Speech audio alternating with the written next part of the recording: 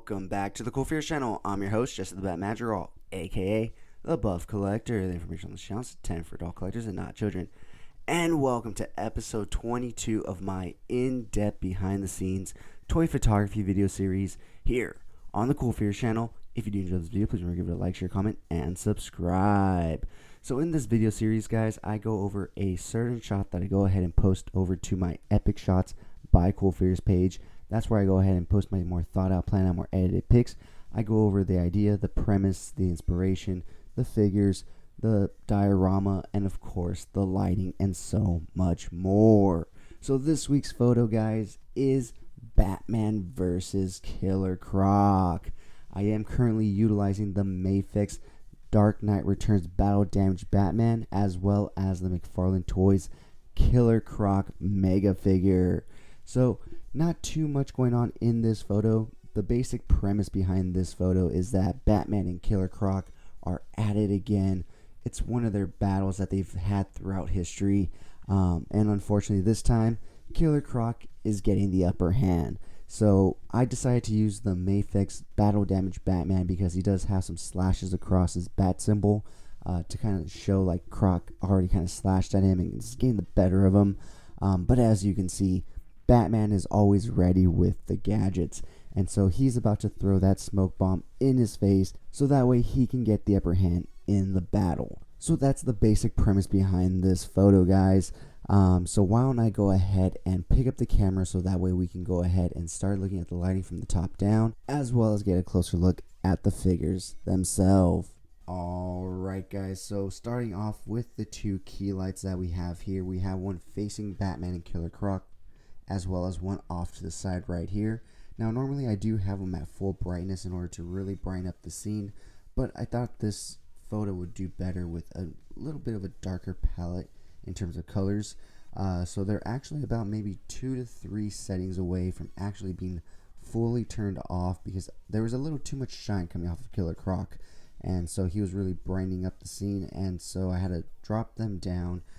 But I did also drop down the blue tint light over here so that way it's not too harsh on everything, especially with the blue suited Batman. You know, if you have a blue suited Batman plus a bright blue light, it just kind of washes out a lot of the detail in the figure and everything. But I do also have a cube light right here at more eye level for the figure so that way I can actually light Batman more directly and Killer Croc just ever so slightly. It's on its lowest setting because the scene's still bright enough as it is. It's just I want to make sure I captured all the great detail in the Mayfix Batman. I of course have my cube light at full brightness back there so that way you can capture the atmosphere aerosol, and of course the warm orange light back there at full brightness to add some real nice atmosphere to the photo itself.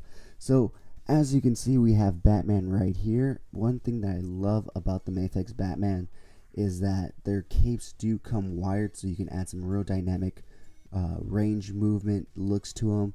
It just complements the figure so well because it's such an articulated figure that it just makes the figure that much better in my opinion. And so yeah, we have the cape doing its thing. We have Batman, you know, kind of holding his side because he's injured a bit, but he's still ready to use that gadget in his hand to get the upper hand.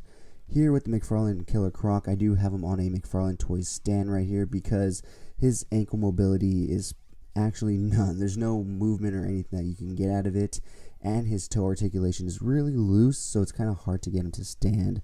Unfortunately, unlike Batman, his articulation is not the best. So he only has single hinge elbows, and the waist articulation, it kind of just rotates. There's really no ab crunch down. I try to get him into a position to where you can kind of see the majority of him, but also not, because I want you to be able to see somewhat of Killer Croc's face and front body, but at the same time, it's an action pose, so it should display some sort of movement as well. But yeah, that's pretty much it when it comes to lighting and the posing and the figures and everything. I had a lot of fun doing this one. It's the first one of 2023, so yeah, still trying to build up some ideas for the rest of the year. But with that being said, guys, if you have any questions about toy photography, drop them down in the comments below and I'll try to answer them to the best of my ability. So yeah, guys, with that being said, if you made it this far in the video, type down in the comments below Bat versus Croc. That way I know you made it this far and you're enjoying the content so far. And now let's go ahead and take a look at the time lapse of me setting up the image. One thing I will say is that when I first did the setup, I originally had imagined or pictured him being on this side of the street scene diorama. It just wasn't working out, so I had to move him over. It's kind of part of the process. Sometimes you have something in your mind and you realize it's not going to work out the way you want it to there, so you kind of have to move things around and adjust. But yeah, so let's go ahead and take a look at the time lapse of me setting up the image, some behind the scene photos, the unedited photo, and then the final edit itself. With that being said, guys, if you did enjoy this video, please remember to give it a like, share, comment, and subscribe. And as always, have a great fucking day.